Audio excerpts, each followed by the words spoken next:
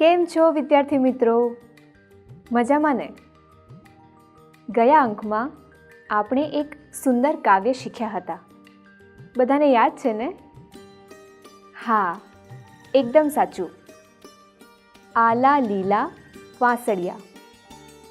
આ કાવ્યમાં આપણે ભગવાન શ્રી કૃષ્ણની વહાલી વસ્તુ વાંસળી વિશે શીખ્યા હતા, જેમાં ભગવાન શ્રી કૃષ્ણની વાંસળી પર હંસ, પોપટ, મોર બેસાડી તેને સુંદર રીતે શણગારી હતી. માટે જ કૃષ્ણ જ્યારે વાંસળી વગાડે છે ને, ત્યારે આપણું મન અને હૃદય કૃષ્ણ તરફ આકર્ષાય છે. બરાબર ને? તો ચાલો, તમે આ કાવ્યમાં શું શીખ્યા તે તો યાદ જ હશે, ખરું ને? આજે ફરીથી યાદ કરી લઈએ. આપણે સૌ પ્રથમ આલા લીલા વાંસળિયા કાવ્યના શીર્ષકની સમજૂતી મેળવી હતી, એટલે કે પૂર્વ ભૂમિકા સમજ્યા હતા. ત્યારબાદ આપણે કૃતિનો પરિચય મેળવ્યો હતો. આ કાવ્યનો પ્રકાર કહો જોઈએ. હા, એકદમ સાચું, લોકગીત. પછી આપણે સંગીત સાથે આ કાવ્યનું શ્રવણ કર્યું હતું.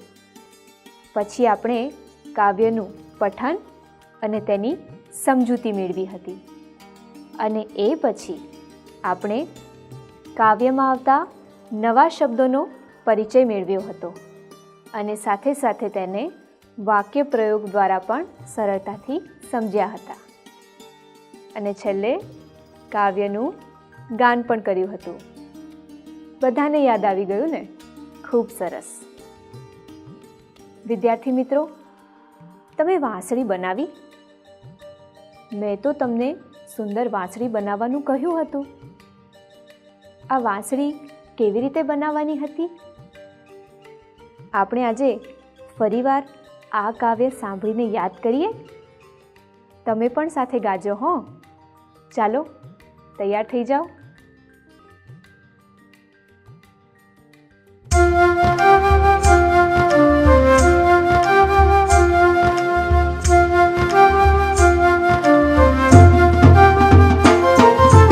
આલા લીલા વાંસળિયા રે વઢાવું, આલા લીલા વાંસળિયા રે વઢાવું, એની રે ઉતરાવું રે પ્રભુજીની વાંસળી રે લોલ, એની રે ઉતરાવું રે પ્રભુજીની વાંસળી રે લોલ.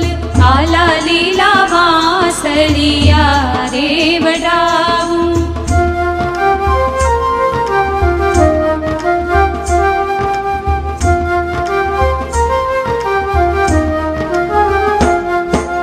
વાંસળીએ કાંઈ હંસ પોપટ ને મોર, વાંસળીએ કાંઈ હંસ પોપટ ને મોર, વાંસળી વગાડે રે નંદજીનો લાડકો રે લોલ, વાંસળી વગાડે રે નંદજીનો લાડકો રે લોલ.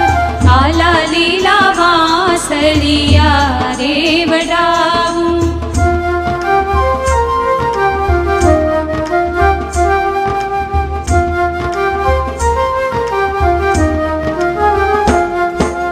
વાંસળીએ કાંઈ ફૂમકા લટકે ચાર, વાંસળીએ કાંઈ ફૂમકા લટકે ચાર, આંગળીએ અંગૂઠી ને અંગૂઠીમાં હીર લારે લોલ, આંગળીએ અંગૂઠી ને અંગૂઠીમાં હીર લારે લોલ.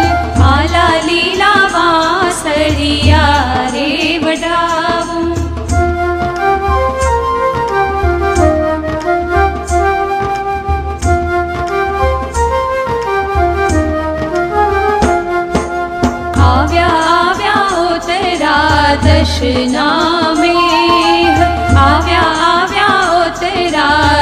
भजना में पादरड़ा खेतरड़ा रे हरि के राछली बड़ा रे लोल पादरड़ा खेतरड़ा रे हरि के राछली बड़ा रे लोल आला लीला वासड़िया रे वढाऊं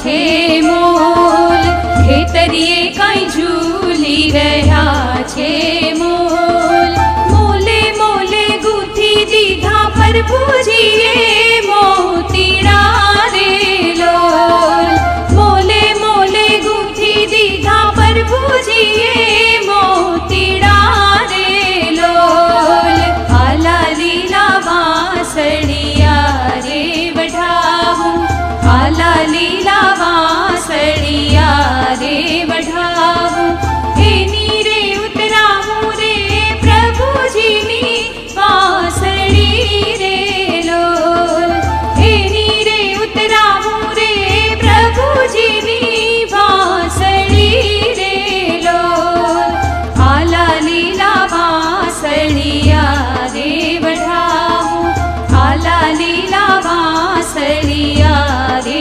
વઢાવું આલા લીલા વાસળિયા રે વઢાવું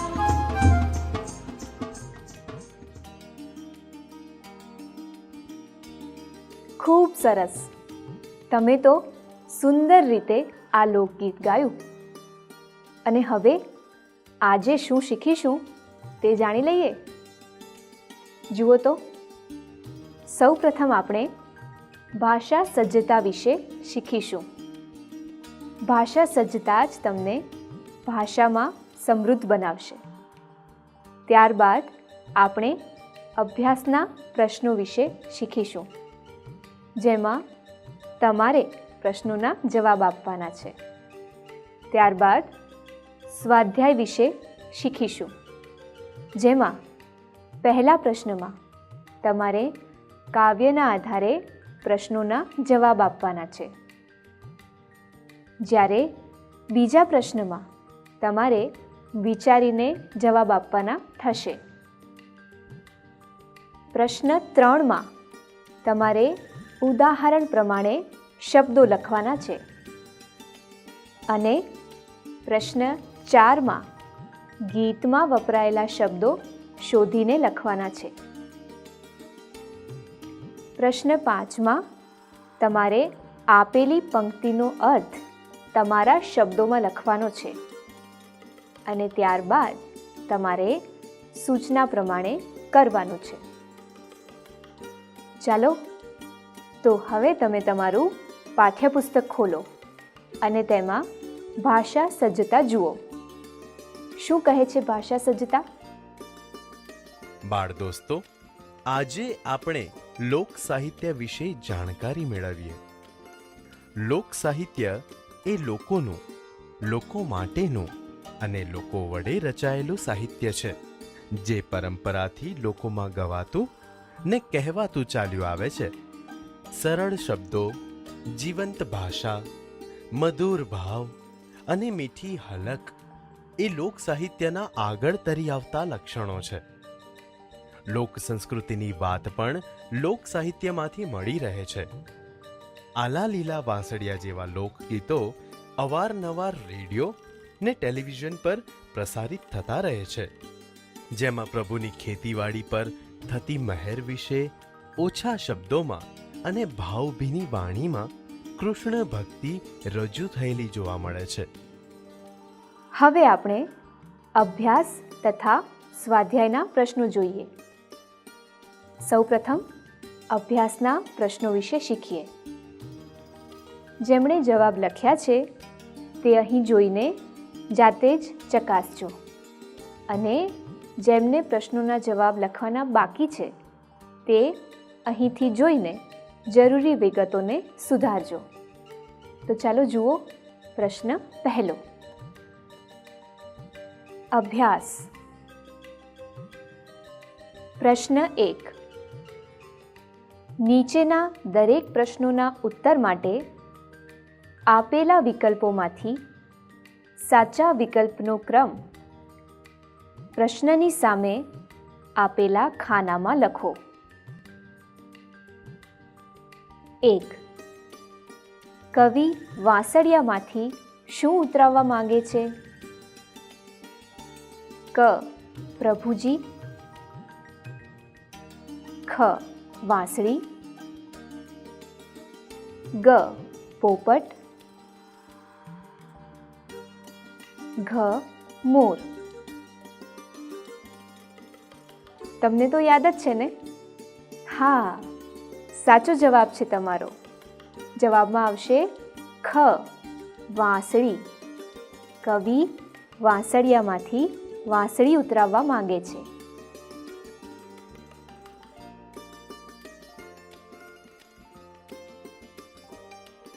2. વાંસળી કોણ વગાડે છે? ક. શ્રી કૃષ્ણ. ખ. ગોવાળ. ગ. ખેડૂત. ઘ. ગોપી. આનો જવાબ પણ તમને આવડતો જ હશે. વાંસળી શ્રી કૃષ્ણ વગાડે છે. વાહ, તમને તો બધા જ જવાબો આવડે છે.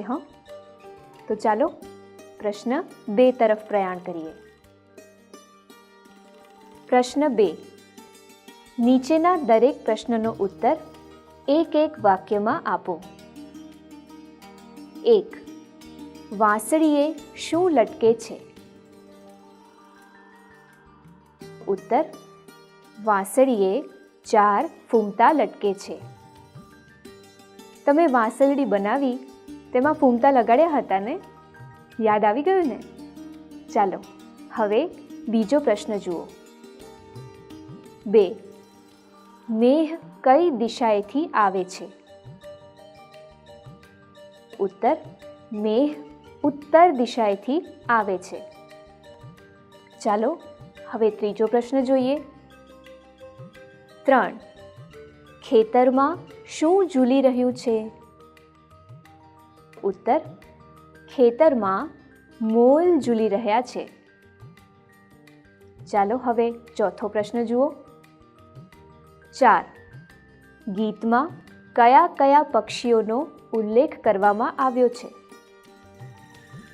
ઉત્તર: ગીતમાં હંસ, પોપટ, મોર જેવા પક્ષીઓનો ઉલ્લેખ કરવામાં આવ્યો છે. હવે પ્રશ્ન 5 જુઓ. 5. ગીતમાં શ્રી કૃષ્ણ માટે કયા કયા શબ્દો વપરાયા છે? ઉત્તર: ગીતમાં શ્રી કૃષ્ણ માટે પ્રભુજી, નંદજીનો લાડકો, હરિ અને પ્રભુજી જેવા શબ્દો વપરાયા છે. અરે વાહ, તમારા તો બધા જ પ્રશ્નો સાચા પડ્યા. ખૂબ સરસ. ચાલો હવે સ્વાધ્યાયના પ્રશ્નો જોઈએ. જુઓ તો પ્રશ્ન 1નો પહેલો પ્રશ્ન શું છે? સ્વાધ્યાય. પ્રશ્ન 1. નીચેના પ્રશ્નોના ઉત્તર લખો. 1. વાંસળી ઉતરાવવી એમ કવિ શા માટે કહે છે? બનાવવી એમ શા માટે નહીં? ઉત્તર: ઉતરાવવું શબ્દનો અર્થ છોલીને થાય છે. વાંસળી બનાવવા માટે વાંસ કાપી એને છોલી સુંદર ઘાટ આપીને રચના કરવામાં આવે છે. તેથી વાંસળી ઉતરાવવી કહેવાય છે, વાંસળી બનાવવી નહીં. માટે કવિએ અહીં વાંસળી ઉતરાવવી એમ કહ્યું છે. હવે પ્રશ્ન 2 જુઓ. ગીતના આધારે વાંસળીનું વર્ણન કરો.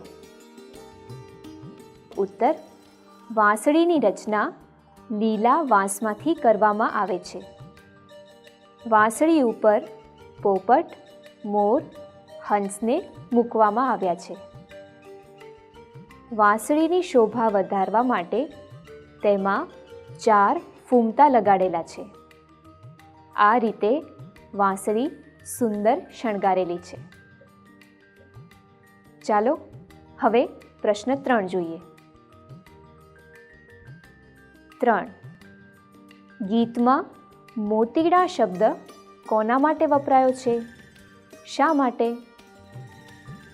ઉત્તર: ગીતમાં મોતીડા શબ્દ ખેતરમાં ઝૂલતા ડુંડાના દાણા માટે વપરાયો છે.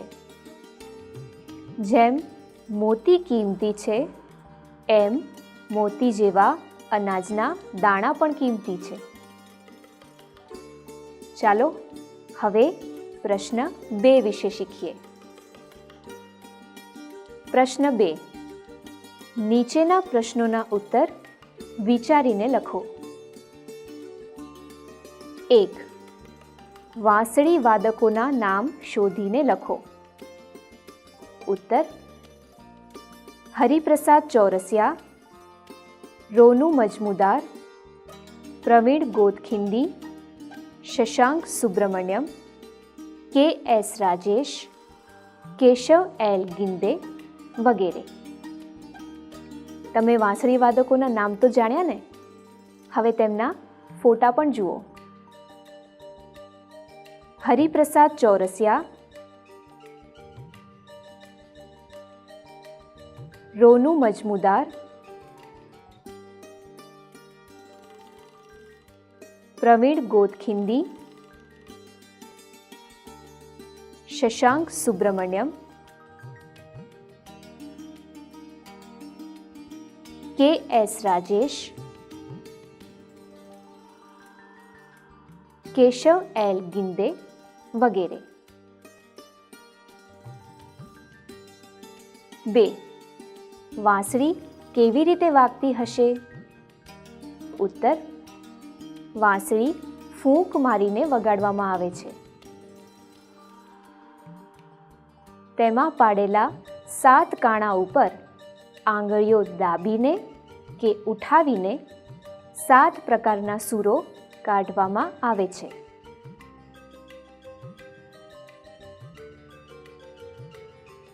જુઓ હવે ત્રીજો પ્રશ્ન. 3. વાંસળીની જેમ ફૂંક કે હવાથી વાગતા વાદ્યોના નામ લખો. જુઓ તો ફૂંક કે હવાથી વાગતા સાધનો કયા કયા છે? ફોટા જોઈને યાદ રાખજો હો ને.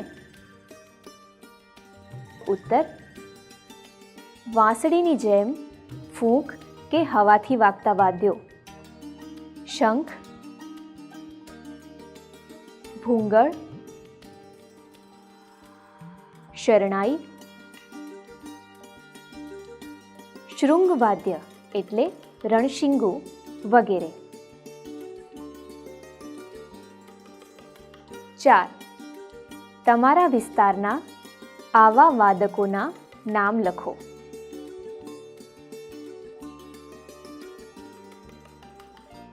ઉત્તર: અમારા વિસ્તારના વાદકોના નામ: સિતાર, મંજુ મહેતા, દિનકર વ્યાસ.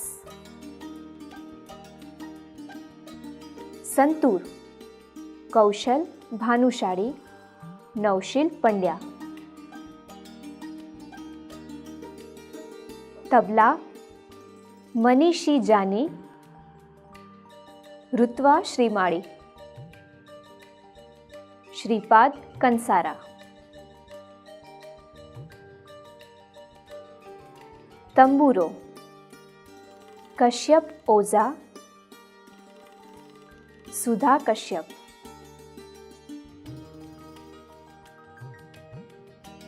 પાંચ. અન્ય વાદ્યોના નામ લખી તેના પ્રસિદ્ધ વાદકોના નામ લખો.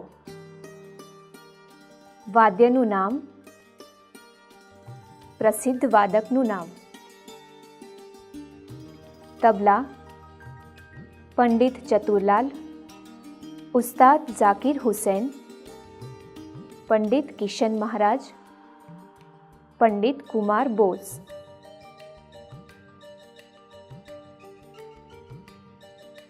વાંસળી, શરણાઈ. હરિપ્રસાદ ચોરસિયા, ઉસ્તાદ બિસ્મિલ્લા ખાન.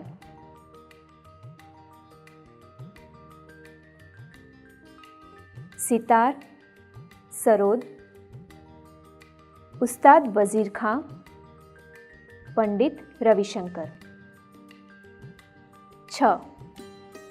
શ્રી કૃષ્ણ માટે વપરાતા બીજા શબ્દો શોધીને લખો. ઉત્તર: ગિરધર, ગોપાલ, માખણચોર, વાસુદેવ, રણછોડ વગેરે.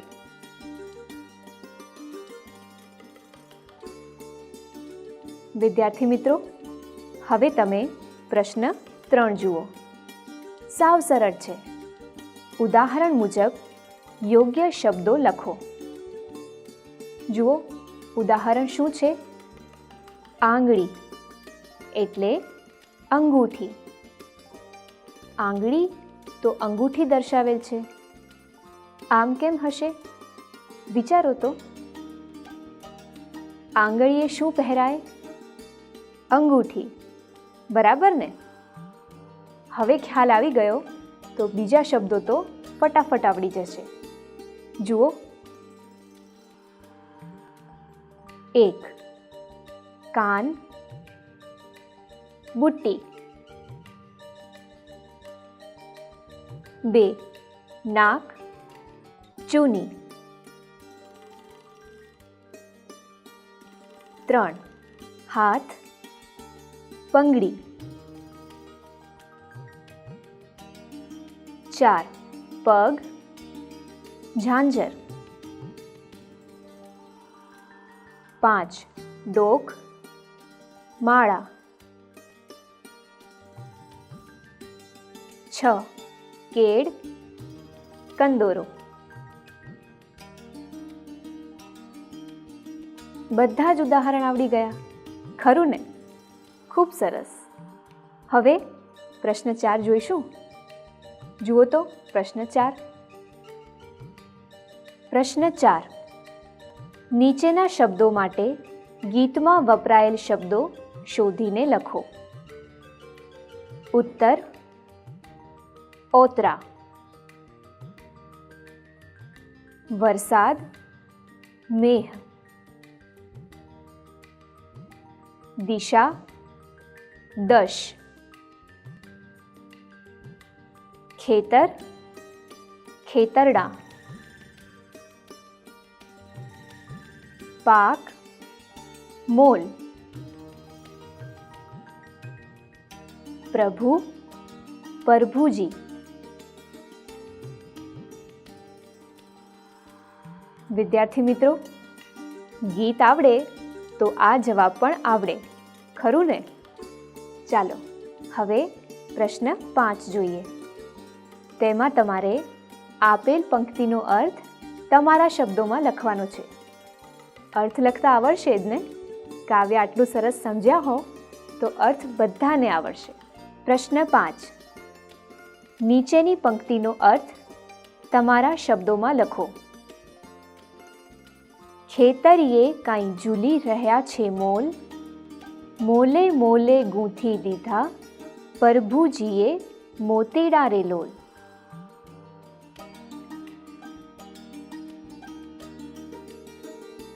અર્થ: ખેતરીએ કાંઈ ઝૂલી રહ્યા છે મોલ એટલે ખેતરમાં તૈયાર થયેલ પાક પવનમાં સુંદર રીતે ઝૂલી રહ્યો છે. આ પાકના દરેક ડુંડા પર ભગવાન શ્રી કૃષ્ણે મોતીડા પરોવ્યા છે. અરે વાહ! તમને તો તમામ પ્રશ્નો આવડી ગયા. વિદ્યાર્થી મિત્રો, તમે સ્વાધ્યાયના પ્રશ્નો લખ્યા તો હતા જ, અને અહીં દર્શાવ્યા પ્રમાણે તેમાં જરૂરી સુધારા વધારા પણ કર્યા હશે, બરાબર ને? ખૂબ સરસ. તમને સૌને આજે મજા આવી ને? હા, બરાબર. તો ચાલો આજે આપણે શું શીખ્યા તે યાદ કરી લઈએ. સૌપ્રથમ આપણે આપણા કાવ્યનું ગાન કર્યું હતું. ત્યારબાદ અભ્યાસને સમજ્યા હતા, જેમાં તમે પ્રશ્નોના જવાબ જોયા. તે પછી સ્વાધ્યાયના પ્રશ્નો જોયા, ખરું ને? જેમાં પહેલા પ્રશ્નમાં આપણે પ્રશ્નોના ઉત્તર લખ્યા. ત્યારબાદ બીજા પ્રશ્નમાં વિચારીને ઉત્તર લખ્યા. પ્રશ્ન 3 અને પ્રશ્ન 4માં શબ્દોનો ઉપયોગ હતો, સાચી વાત ને? પ્રશ્ન 5માં તમે પંક્તિનો અર્થ તમારા શબ્દોમાં લખ્યો હતો.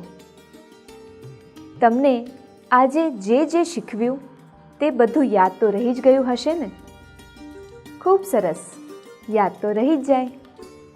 પણ મિત્રો, આ એકમ અહીં હજી પૂરો થયો નથી. હજી આપણે આ એકમમાં આગળ ઘણું શીખવાના છીએ. તમારા સ્વાધ્યાયનો છેલ્લો પ્રશ્ન જુઓ તો કયો હતો? પંક્તિનો ભાવાર્થ શીખ્યા હતા, બરાબર ને? હવે જુઓ, બરાબર એની નીચે એક પ્રવૃત્તિ આપેલી છે. બધાને મળીને આ પ્રવૃત્તિ તમારે જાતે કરવાની છે. ત્યારબાદ હું તમને અહીંથી એ પ્રવૃત્તિ શીખવાડીશ પણ ખરા. આવતા અંકમાં આપણે સાથે મળીને એ પ્રવૃત્તિ વિશે સમજીશું. પણ એ પહેલાં તમારે જાતે આ પ્રવૃત્તિ કરવાનો પ્રયત્ન કરવાનો છે. આવતા અંકમાં આપણે સાથે મળીને કંઈક નવું પણ શીખીશું. નવા લોકગીતો શીખીશું. ઝવેરચંદ મેઘાણી વિશે ખૂબ બધી જાણકારી મેળવીશું અને આવું ઘણું બધું નવું શીખીશું. એટલે સાથે સાથે તમારે નોટબુક અને પેન પણ રાખવી પડશે. તમે જે વસ્તુ અહીંથી શીખો તેની નોંધ પણ રાખજો, બરાબર? પણ એ બધું આજે નહીં, ક્યારે? આવતા અંકમાં. બસ, તો આજ માટે આટલું જ. આવતા અંકમાં મળીએ. ત્યાં સુધી